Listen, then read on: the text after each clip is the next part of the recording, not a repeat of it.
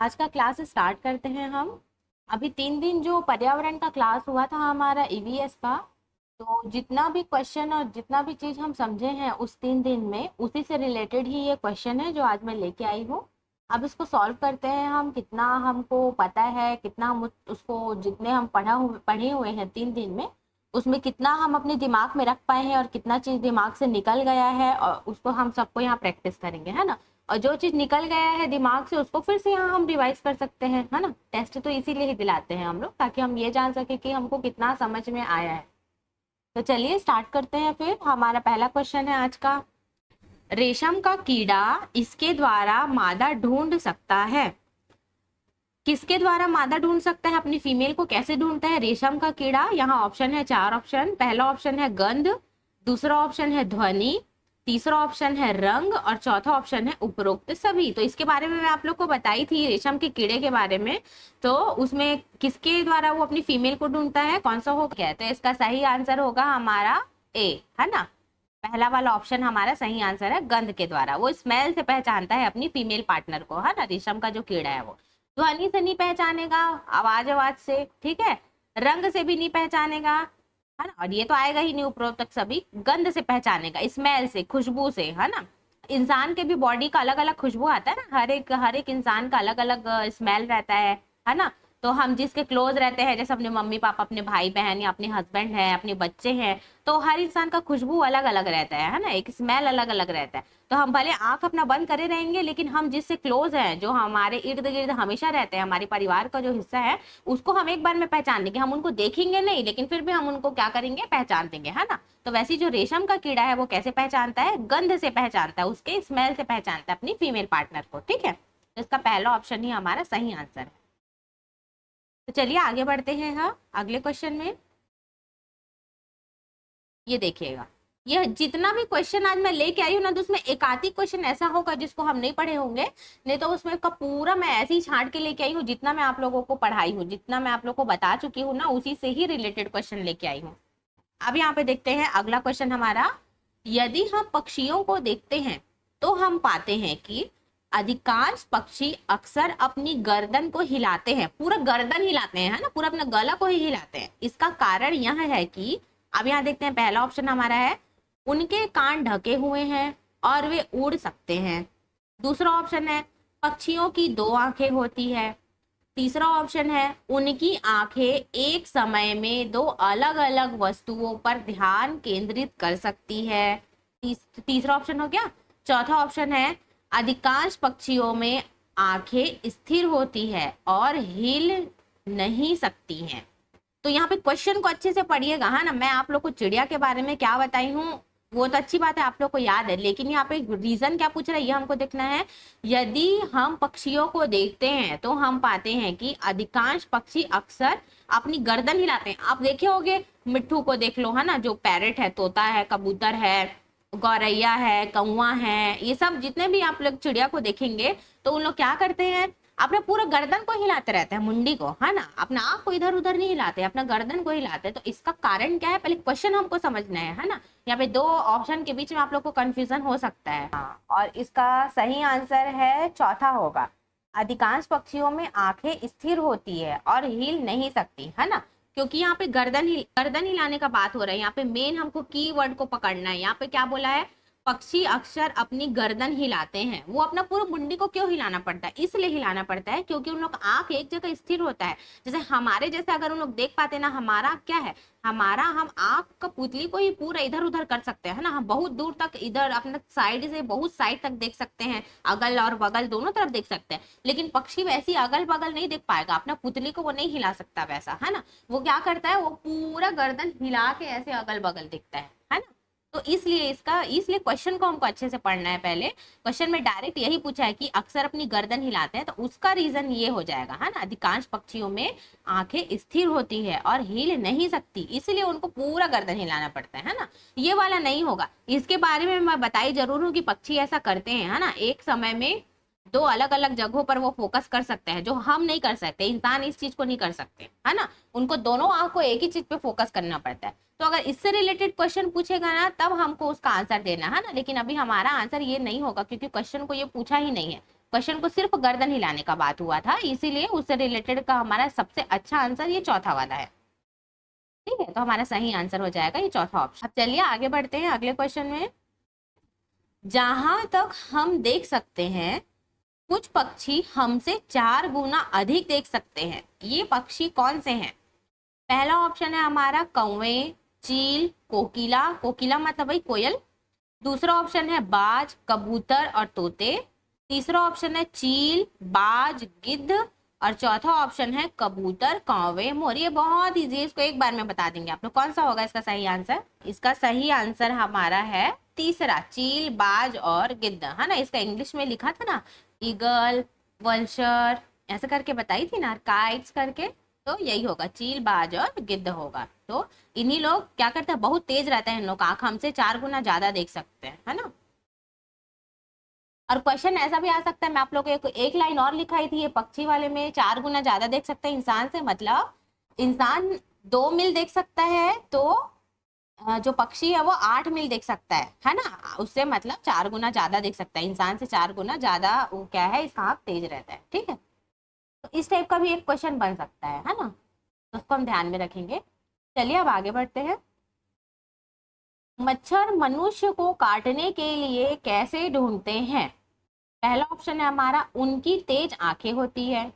दूसरा ऑप्शन है वे गंध की इंद्रियों का उपयोग करते हैं। तीसरा ऑप्शन है वे स्पर्श के माध्यम से इंसानों का पता लगाते हैं। चौथा ऑप्शन है वे उनका पता लगाने के लिए ध्वनि का उपयोग करते हैं। तो कौन सा होगा इसका सही आंसर? सही आंसर सेकंड वाला ही होगा, है ना। वे गंध की इंद्रियों का उपयोग करते हैं, क्योंकि उनकी आंखें तेज होती है, कोई लॉजिक ही नहीं बना रहा है ना, यहाँ आंख का बात ही नहीं करना है। और स्पर्श के माध्यम से, अब हर मच्छर जाके सब कुछ छू छा के तो देखते नहीं रहेगा, है ना। सब कुछ छुएगा, अरे इंसान है क्या, नहीं, अरे ये मक्खी है क्या, मतलब मक्खी को भी इंसान बोल देगा क्या, नहीं, ऐसा सबके पास नहीं चाहते रहता है ना। वो डायरेक्ट बहुत दूर से ही सूंघ लेगा और उसके बाद वो जान नहीं लेगा कि अरे ये तो इंसान है, फिर वो उड़ के जाता है काटने के लिए। ठीक है, और सेम ऐसे ही ये ध्वनि वाला भी नहीं आएगा। तो हमारा सही आंसर हो जाएगा ये दूसरा, वे गंध की इंद्रियों का उपयोग करते हैं। अब हम आते हैं अपने अगले क्वेश्चन में।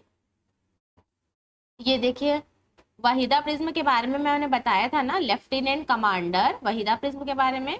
अब अगला क्वेश्चन इसी के ऊपर है, क्या है देखते हैं हमारा अगला क्वेश्चन।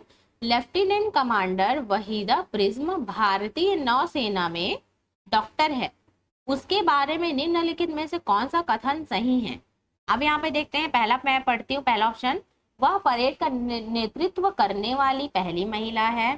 दूसरा है वह हिमाचल प्रदेश से है। तीसरा है उन्होंने जम्मू मेडिकल कॉलेज से MBBS किया है। चौथा ऑप्शन है हमारा डी वाला, वह अपने स्कूल के दिनों में एक गर्ल गाइड थी। तो आप लोग को क्या लगता है, अपना कॉमन सेंस यहाँ पे थोड़ा सा यूज करके आप बता सकते हैं कि कौन सा होगा इसका।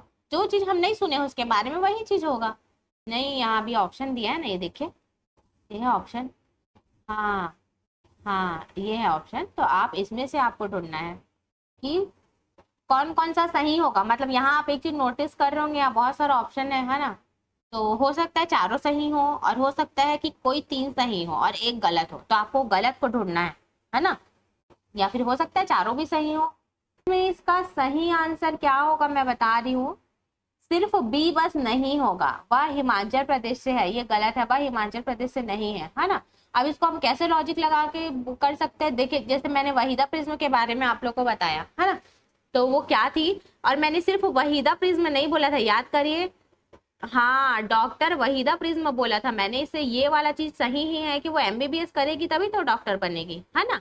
तो वो लोग अपना दिमाग लगाए, वो लोग क्वेश्चन को ही ऐसे लिए हैं, तो MBBS करी मतलब ये वाला लाइन सही है।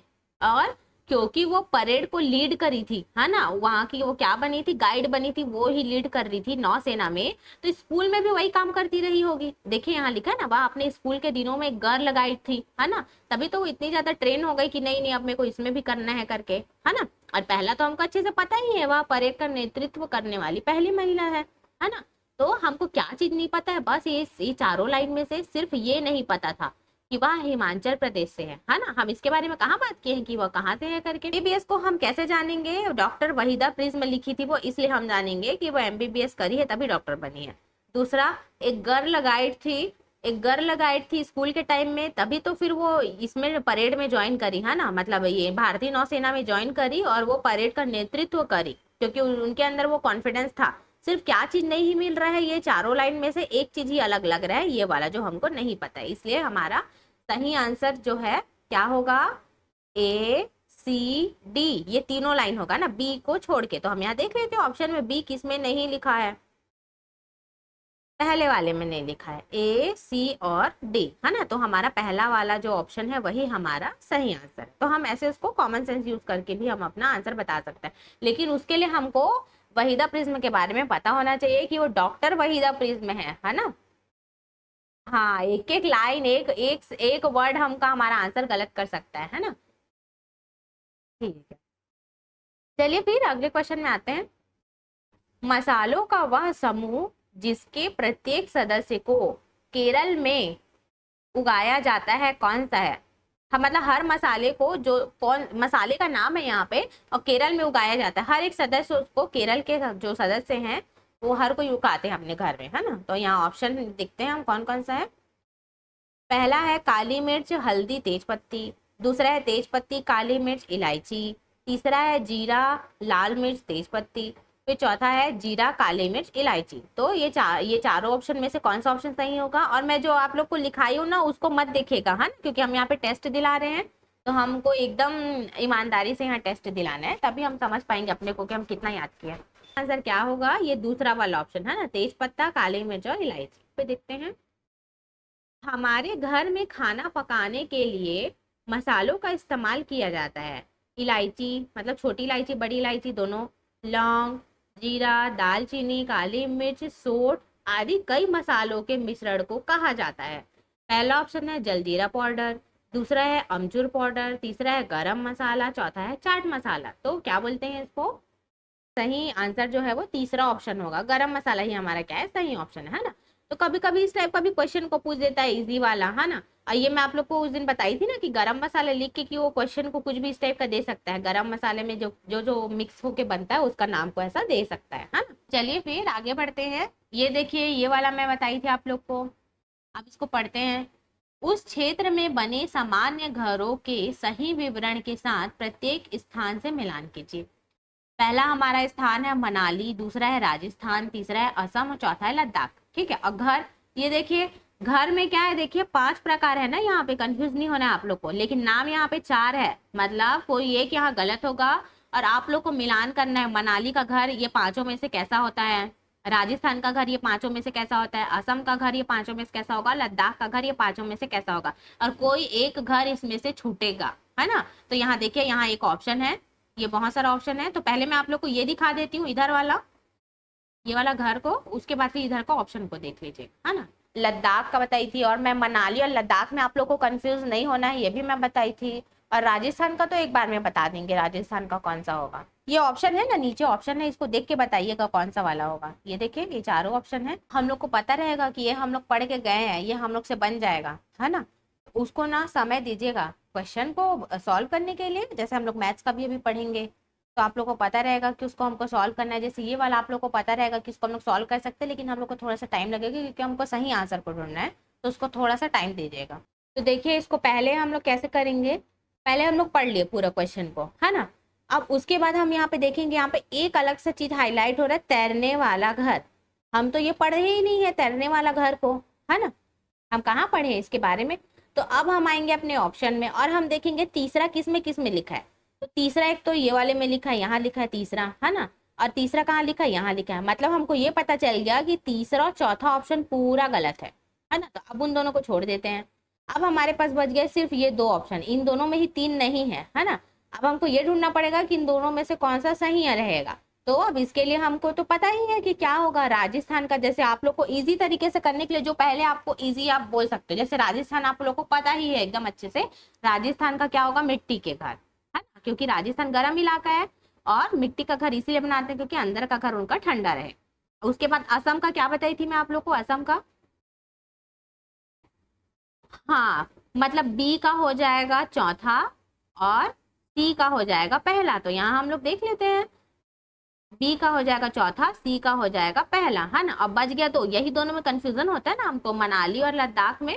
तो इसको भी देख लेते हैं, मनाली का क्या हो जाएगा, क्या हो जाएगा मनाली का, क्या ए का दूसरा, हाँ ए का दूसरा, और सी का क्या हो जाएगा ये पांचवा, है ना। लकड़ी के फर्श और लकड़ी की छत के, क्या लिखा है यहाँ पे, देख नहीं पा रहे हैं, के साथ पत्थरों से बने घर, है ना।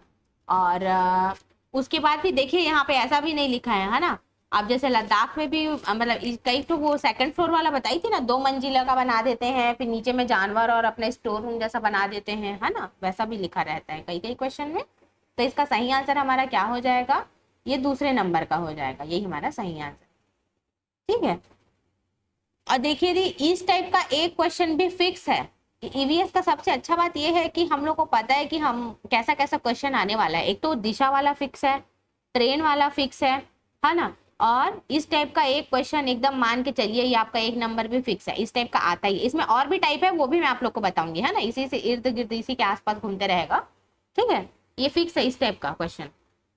अब यहाँ पे देखते हैं, अगला आते हैं हम, हमारे देश में निम्नलिखित में से कौन सा स्थान शीत मरुस्थल है, ठंडा मरुस्थल किसको बोलते हैं।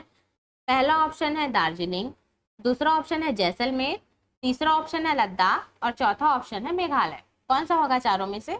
हाँ, इसका सही आंसर लद्दाख ही है, क्योंकि हमको पता है ना दार्जिलिंग, ना जैसलमेर, ना मेघालय, है ना, हम ये तीनों के बारे में बात ही नहीं कर रहे हैं, हमको पता है। और लद्दाख को और क्या बोलते हैं, लद्दाख और जम्मू कश्मीर को, हाँ केंद्र शासित प्रदेश, है ना, नया जुड़ा हुआ है ये हमारा केंद्र शासित प्रदेश है लद्दाख और जम्मू कश्मीर। अब अगले क्वेश्चन में आते हैं। अब यहाँ पे देखिएगा क्या लिखा है, किसी जंतु का निम्नलिखित विवरण पढ़ें और उसकी पहचान करें। यह एक भालू की तरह दिखता है लेकिन यह नहीं है, मतलब यह भालू नहीं है। यह एक पेड़ की शाखा पर उल्टा लटकते हुए एक दिन में लगभग 17 घंटे सोता है। यह उसी पेड़ की पत्तियों को खाता है जिस पर वह रहता है। यह लगभग 40 वर्षों तक जीवित रहता है। याद है मैं इसके बारे में बताई थी आप लोग को। अब यहाँ पे देखते हैं इसका ऑप्शन क्या क्या है। पहला चिंपांजी, दूसरा पांडा, तीसरा स्लॉथ, और चौथा ऑप्शन है लंगूर। तो कौन सा होगा बताइए इसमें से। स्लॉथ, क्या हो जाएगा, स्लॉथ होगा, है ना। हमारा सही आंसर क्या है, स्लॉथ है ना। अब यहाँ पे देखिए एक चीज, नया चीज पढ़े होंगे यहाँ पे, क्या, वह एक दिन में लगभग 17 घंटे सोता है। तो इसको याद रखिएगा, है ना, ये अपने नोट्स में लिख लीजिएगा साइड में कि एक दिन में वो 17 घंटे सोता है। और हफ्ते में एक बार वो जमीन में आता है अपने आप को सीधा करने के लिए, मतलब थोड़ा रिलैक्स करने के लिए, ठीक है। स्लॉथ के विषय में निम्नलिखित में से सही कथन को चुनिए। अब यहाँ पे देखते हैं, हम कथन को पढ़ते हैं, कौन सा सही कथन है। स्लॉथ भालू जैसे दिखते हैं और दिन में लगभग 22 घंटे वृक्ष की शाखा पर उल्टे सिर लटकाकर सोते हैं। दूसरा है स्लॉथ चिंपैंजी वन मानुष जैसे दिखते हैं। ये देखो स्लॉथ को किसके जैसे बोला, वो चिंपैंजी जैसे दिखते हैं बोलते हैं, ठीक है। और एक दिन में लगभग 17 घंटे वृक्ष की शाखा पर उल्टे लटक कर सोते हैं। तीसरा ऑप्शन है स्लॉथ चिंपैंजी जैसे दिखते हैं और दिन के लगभग 22 घंटे वृक्ष की शाखा पर उल्टे लटक कर सोते हैं। चौथा ऑप्शन है स्लॉथ भालू जैसे दिखते हैं और दिन के लगभग 17 घंटे वृक्ष की शाखा पर उल्टे सिर लटकाकर सोते हैं। तो कौन सा ऑप्शन सही होगा बताइए चारों ऑप्शन में से। फोर्थ वाला, है ना, फोर्थ वाला हमारा ऑप्शन सही है, क्योंकि हमको क्या पता है स्लॉथ भालू जैसा दिखता है और हमको क्या पता है कि वो एक दिन में कितने घंटे सोते हैं, 17 घंटे सोते हैं और उल्टे लटक कर सोते हैं, है ना। अब देखिए, अब जो पढ़ा ही नहीं रहेगा ईवीएस को और वो सोचेगा मैं जाके मैं ऑप्शन को टिक कर दूंगा, तो कहाँ कर पाएंगे बताओ, इसके बारे में पढ़े ही नहीं है ना। और ऐसी ऑप्शन आएगा तो कर ही नहीं पाएंगे कुछ, है ना। चलिए, स्लॉथ से भी बहुत बार, जैसे मैं भी जब पढ़ी थी ना स्लॉथ के बारे में, तो उससे रिलेटेड क्वेश्चन आया ही था। एक तो स्लॉथ से रिलेटेड आया था, हाथी से रिलेटेड आया था। ये सब कुछ कुछ क्वेश्चन एकदम फिक्स रहता ही है कि उससे आता ही है ना। तो स्लॉथ के बारे में अच्छे से आप लोग याद रखिएगा। अब यहाँ पे हम अगले क्वेश्चन में आते हैं। बिहार के लोगों के लिए मधुमक्खी पालन आरंभ करने की सर्वश्रेष्ठ अवधि कौन सी है।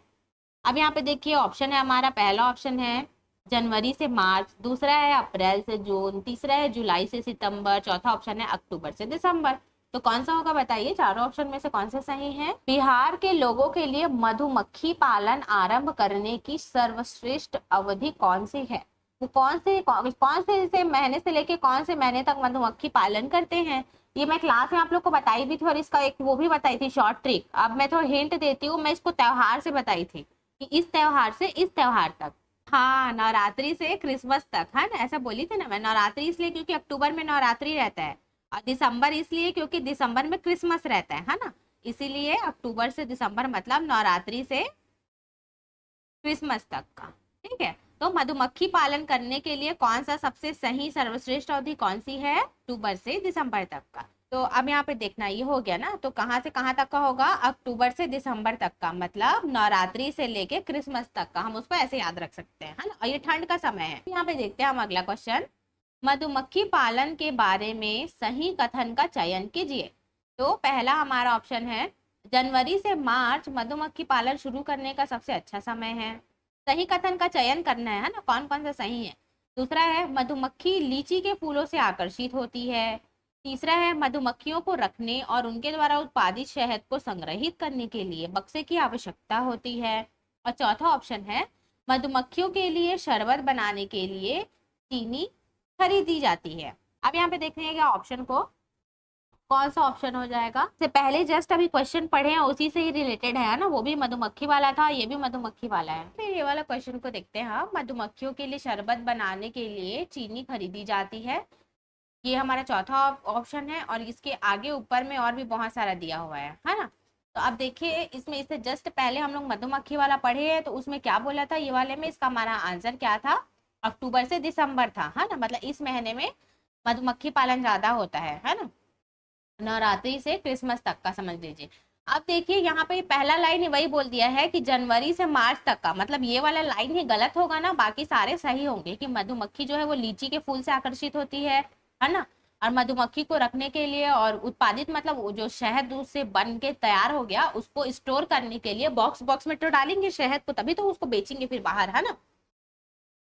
ठीक है, तो तीसरा लाइन भी सही होगा। मधुमक्खियों के लिए शरबत बनाने के लिए चीनी खरीदी जाती है। अब शरबत बनाने के लिए तो चीनी तो खरीदना ही पड़ेगा उन लोग को, है ना। मतलब मधुमक्खी के पालन के लिए जो भी हम लोग काम करते होंगे, तो तीनों जो है एक दूसरे से कनेक्टेड है। सिर्फ एक ही चीज हमको पता है जो गलत है, क्या? ये वाला जनवरी से मार्च तक का वाला। ठीक है, तो इसीलिए हमारा जो सही कथन है, मतलब उसमें हम क्या क्या करेंगे? दूसरा, तीसरा और चौथा।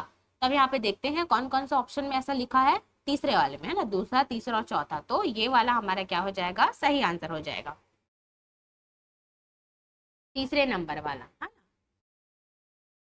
अब अगला वाले क्वेश्चन में आते हैं आगे के। कन्नौज एक जिला है जो समस्त भारत में इत्र के लिए प्रसिद्ध है। यह जिला किस राज्य का भाग है? इसको भी हम लोग पहले वाले क्लास में पढ़े थे, ईवीएस के। इसको बताइए, रितु दी ज्यादा अच्छे से बता पाएंगी। आप वीडियो को नहीं देखे हो ना, सुप्रिया दी? हाँ, तो इसका ऑप्शन है पहला हरियाणा, दूसरा ऑप्शन है उत्तराखंड, तीसरा ऑप्शन है बिहार और चौथा ऑप्शन है उत्तर प्रदेश। तो कौन सा हो जाएगा? उत्तर प्रदेश। ठीक है, तो इसका सही आंसर हमारा उत्तर प्रदेश ही है। इसका भी मैं पहले वाले क्लास में वही पढ़ाई थी। जो उत्तर प्रदेश का एक शहर का नाम है कन्नौज, है ना, एक जिले का नाम है कन्नौज जिला।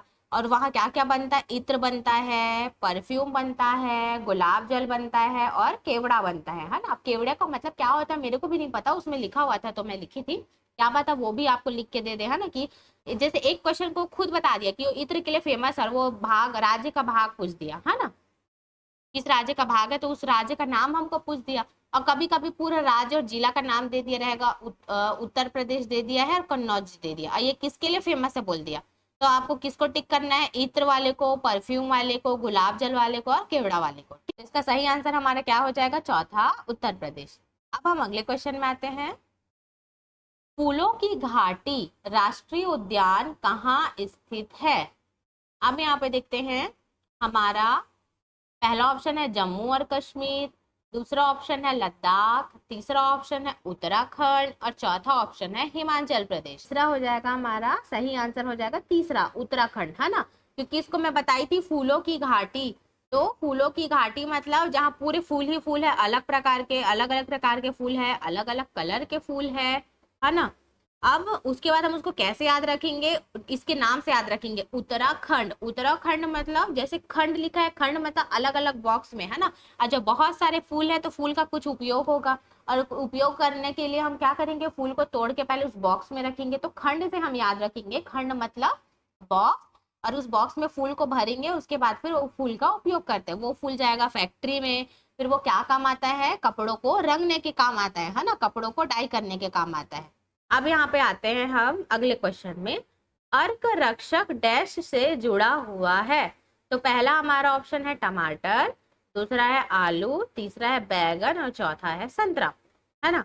अब यहाँ पे देखिए ये वाले क्वेश्चन का मेरे को मतलब ये वाला क्वेश्चन मेरे को भी नहीं पता है कि अर्क रक्षक क्या है ना। ये क्वेश्चन उसमें दिया हुआ था और आया हुआ है, इसलिए मैं इसको ली हूँ। इसके बारे में मैं देख के आप लोग को और बताऊंगी कि ये क्या होता है ना, इसके बारे में सर्च करके। अभी अभी इसका हम आंसर को लिख लेते हैं, इसका आंसर हमारा टमाटर होगा। क्वेश्चन है हमारा, अर्क रक्षक डैश से जुड़ा हुआ है, तो इसका आंसर है हमारा टमाटर। केंचुओं को किसान का मित्र कहा जाता है क्योंकि, पहला ऑप्शन है यह वायुमंडलीय नाइट्रोजन को स्थिर करता है, दूसरा ऑप्शन है यह मृदा को छिद्रपूर्ण बनाता है, तीसरा ऑप्शन है यह कीटनाशक के रूप में बनाता है, चौथा ऑप्शन है यह कवकनाशी के रूप में कार्य करता है। अब यहाँ पे देखिए, यहाँ पे हम लोग कॉमन सेंस यूज करेंगे तो हम सही आंसर इसका बता सकते हैं, है ना। एक बार मैं और आप लोग को बता देती हूँ, ये केचुआ वाला ना क्वेश्चन आता ही है, केचुआ वाला पूछता है इसको भी, है ना। तो ये थोड़ा इंपॉर्टेंट क्वेश्चन है, इसको इंपॉर्टेंट है करके लिख लीजिएगा, है ना। अब यहाँ पे देखते हैं, इसका ऑप्शन है सबसे पहले, यह वायुमंडलीय नाइट्रोजन को स्थिर करता है, तो ये नाइट्रोजन नाइट्रोजन वाला काम ये नहीं करेगा, है ना। या मृदा को छिद्रपूर्ण बनाता है, तो इसका जो सही आंसर है वो ये दूसरा ही होगा, या मृदा को छिद्रपूर्ण बनाता है। और वो इसलिए क्योंकि केचुआ मतलब ये वो कछुआ वाला नहीं है ना, केचुआ मतलब जो कीड़ा रहता है ना, छोटा छोटा कीड़ा जो एकदम ऐसे रेंग रेंग के जो चलता है ना, धीरे धीरे। बहुत सारे केचुए देखे होंगे आप, मिट्टी में दिखे जाते हैं, है ना। तो वो क्या करते हैं, एक जगह से दूसरी जगह हमेशा चलते रहते हैं, है ना। छिद्रपूर्ण बनाता है मतलब मिट्टी में छेद छेद कर देता है, और जब मिट्टी को छेद छेद करके बनाता है, क्योंकि वो तो अपना चल रहा है, सीधा अपना खा रहा है, अपना चल रहा है, इधर उधर जा रहा है, तो जब वो इधर उधर से उधर चल रहा है तो एक जगह से दूसरे जगह में चल रहा है, तो मिट्टी में बीच बीच में गैप करता है ना। और मिट्टी जब बीच बीच में गैप होता है तो मिट्टी थोड़ा हल्का हल्का हो जाता है, क्योंकि बीच बीच में गैप है तो अच्छे से पानी भी जा पाएगा, अच्छे से धूप भी घुसेगा, है ना। हर चीज उसमें बहुत अच्छे से हो पाएगा। लेकिन आप कुछ भी मिट्टी को एकदम पैक कर दोगे, एकदम ज्यादा टाइट टाइट भर दोगे, तो उसमें से अच्छे से पौधा है कुछ भी चीज उग भी नहीं पाएगा अच्छे से, है ना। तो बोलते हैं ना, मिट्टी को पहले हल्का करते हैं, उसके बाद भी कुछ भी पौधा को उगाते हैं। तो केचुआ जो है वो वही काम करता है कि वो मिट्टी को थोड़ा हल्का कर देता है, छिद्रपूर्ण बनाता है, मतलब छोटा छोटा एक जगह से दूसरी जगह जाएगा तो छेद कर देगा, छेद कर देगा तो मिट्टी हल्का हो जाएगा, मिट्टी हल्का होगा तो अच्छे से पानी उसमें ऑब्जॉर्व हो पाएगा और धूप भी अच्छे से जाएगा, जिससे जो भी हम उगा रहे हैं, जो भी फसल हम उगा रहे हैं वो अच्छे से उगेगा। ठीक है, ये वाला ऑप्शन गलत है, कीटनाशक के रूप में बनाता है वाला, है ना। और ये चौथा वाला भी गलत है, या कवकनाशी के रूप में कार्य करता है, ये भी गलत है ना। कीटनाशक और कवकनाशी ये सब तो केमिकल वाला चीज हो गया, है ना। वो तो केमिकल रिएक्शन करता है, तो उसको अलग से इंसान बनाते हैं उसको, है ना, तब फिर उसको मिट्टी में डाला जाता है। ठीक है, इसको ये जो छोटा छोटा जो जानवर है, ये मतलब ये जो केचुआ है, जीव है छोटा छोटा, वो काम ये नहीं कर पाएगा, है ना। किसान का मित्र कहा जाता है, मतलब ये किसानों के लिए बहुत अच्छा है, क्योंकि ये मिट्टी का उपजाऊ बनाता है, मिट्टी को उपजाऊ बनाता है ना। इसे इसको किसान का मित्र कहते हैं, केचुए को। आ गया ना ये वाला समझ में। मधुबनी चित्रकला के बारे में सही कथन का चयन कीजिए। अब मधुबनी चित्रकला के बारे में देखते हैं क्या क्या बोल रहे हैं।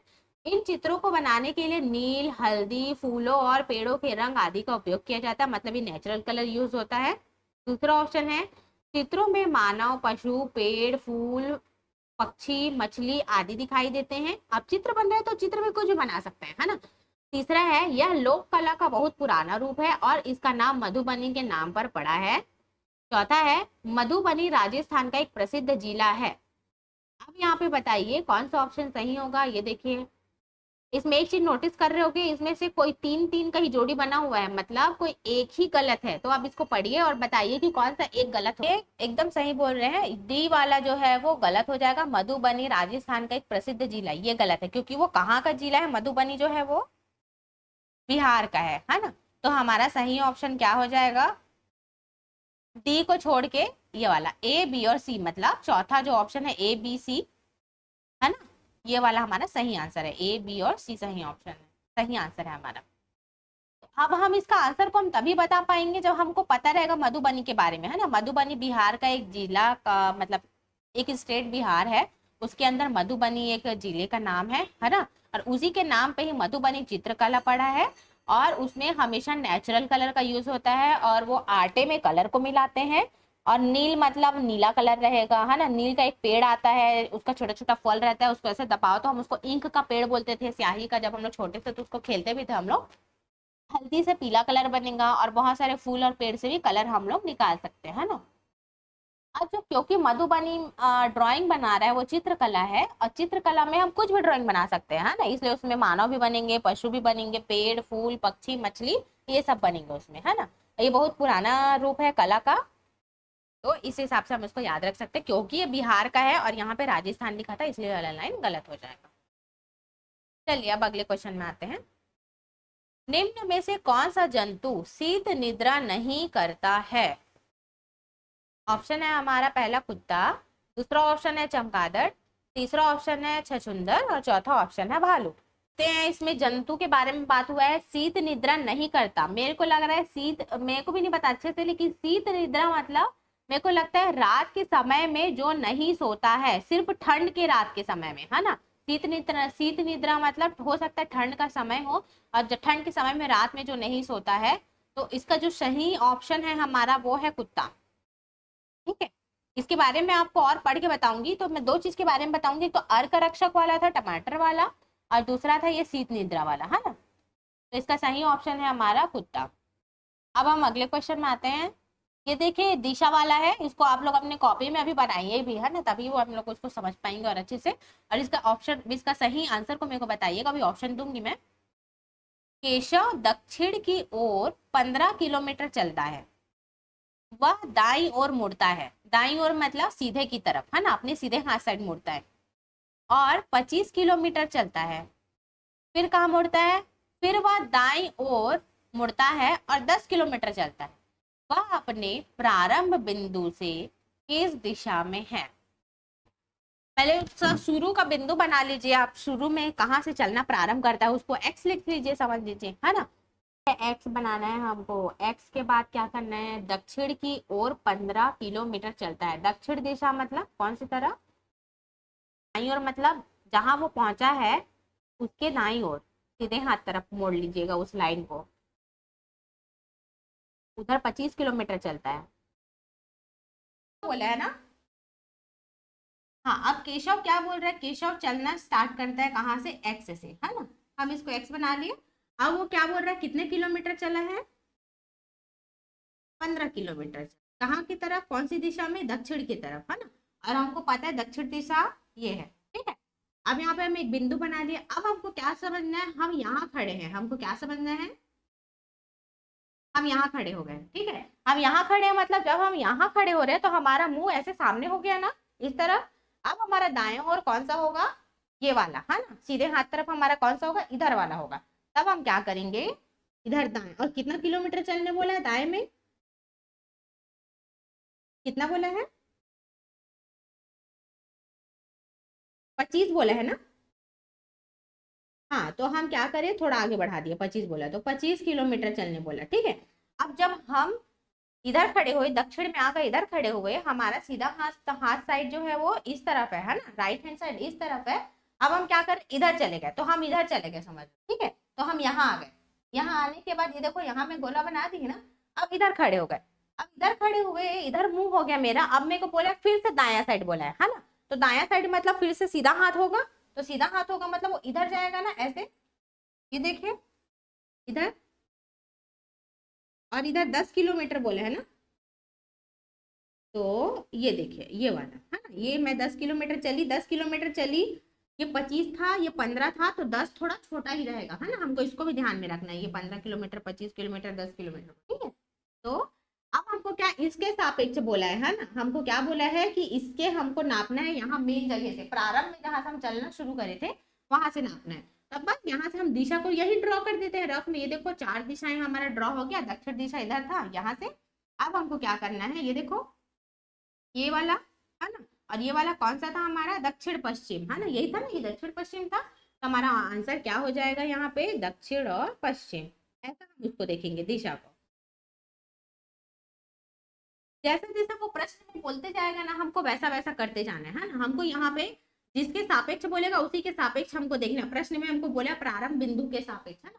प्रारंभ बिंदु से जिस जगह में वो पहुंचा उसकी दिशा क्या होगी, तो हम यहाँ से खड़े होकर अब उस दिशा को देख लेंगे। तो कौन सी दिशा में होगा वो, दक्षिण पश्चिम दिशा में, है ना। यहाँ से हम जाएगा। अभी समझ में आया कि आप लोग को मेन ये समझना था, यहाँ खड़े हो गए तब दाया बाया कौन सा होगा, फिर यहाँ खड़े हो गए तो आपका मुंडी किस तरफ है, सर आपका किस तरफ है, दाया बाया किधर है ना। तब आपको अच्छे समझ में आएगा ये वाला चीज।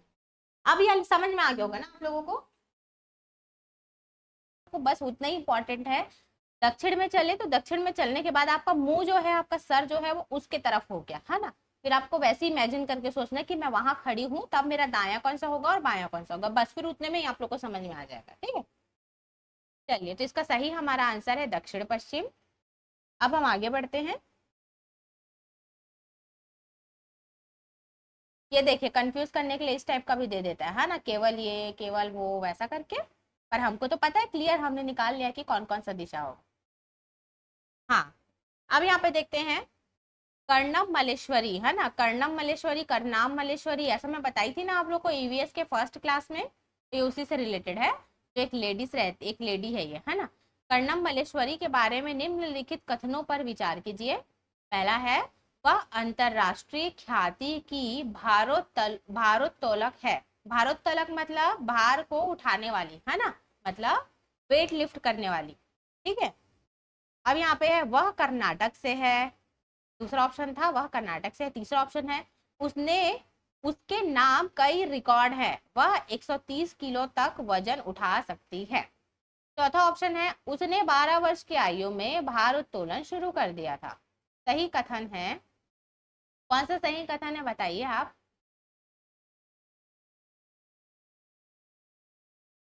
अच्छा, इसमें थोड़ा सा क्वेश्चन गड़बड़ हो गया है।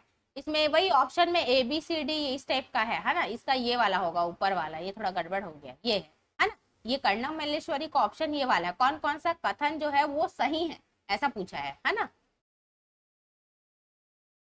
ये वाले क्वेश्चन का। अब देखिए, मैं करनाम मल्लेश्वरी के बारे में आप लोगों को बताई थी।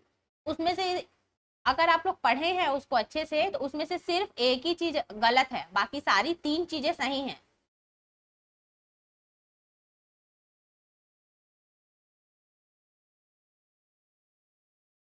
हाँ, पहला वाला तो एकदम सही है, पहला वाला एकदम सही है, क्योंकि वो वजन उठाती है ना, 130 किलो का वजन उठाती है, इसलिए तीसरा सही है, सी वाला। और वह अंतरराष्ट्रीय ख्याति की भारोत्तोलक, मतलब वो इंटरनेशनल लेवल की थी, है ना। उसने बहुत सारे मेडल भी जीते हैं। और उसके बाद तो पहला सही है हमारा, और दूसरा गलत है, वह कर्नाटक से है, ये गलत है। वो कहाँ से है, वह आंध्र प्रदेश से है ना। और आंध्र प्रदेश को कैसे मैं याद कराई थी, बालाजी से याद कराई थी, है ना। आंध्र प्रदेश में कौन सा तीर्थ स्थान है, बालाजी। और बालाजी बहुत फेमस है क्योंकि पूरे इंडिया में सबसे पहले नंबर में वही है जहाँ बहुत ज्यादा सोना चढ़ता है ना। बहुत ज्यादा पैसा है उन लोगों के पास वहाँ बालाजी में। तो हमको क्या याद रखना है कि कर्णम मल्लेश्वरी कहाँ की है, आंध्रा की है, आंध्र प्रदेश की है ना। वह कर्नाटक से नहीं है, ठीक है। और ये भी सही है, उसने 12 वर्ष की आयु में जो वेट लिफ्टिंग है उसको शुरू कर दिया था, ठीक है। ये भी सही होगा हमारा। तो गलत क्या है, सिर्फ बी वाला। तो ऑप्शन में यहाँ हम देखेंगे जहाँ बी नहीं होगा, है ना, मतलब ये वाला पहला ऑप्शन, ए सी और डी, ये वाला हमारा सही है ना, ठीक है। तो ये सही है, ये थोड़ा उल्टा हो गया था, क्वेश्चन इधर आ गया था, ऑप्शन ऊपर चल दिया। चलिए, हम अब अगला क्वेश्चन देखते हैं। कर्णम मल्लेश्वरी भारोत्तोलक किस राज्य से संबंधित है। पहला है आंध्र प्रदेश, दूसरा है अरुणाचल प्रदेश, तीसरा है कर्नाटक और चौथा है केरल। कहाँ से है वो, आंध्र प्रदेश से, है ना। हमारा सही आंसर क्या होगा, आंध्र प्रदेश, और उसको हम बालाजी से याद रखेंगे। अब यहाँ पे देखते हैं अगला क्वेश्चन है, कर्णम मल्लेश्वरी किस खेल से जुड़ी हुई है।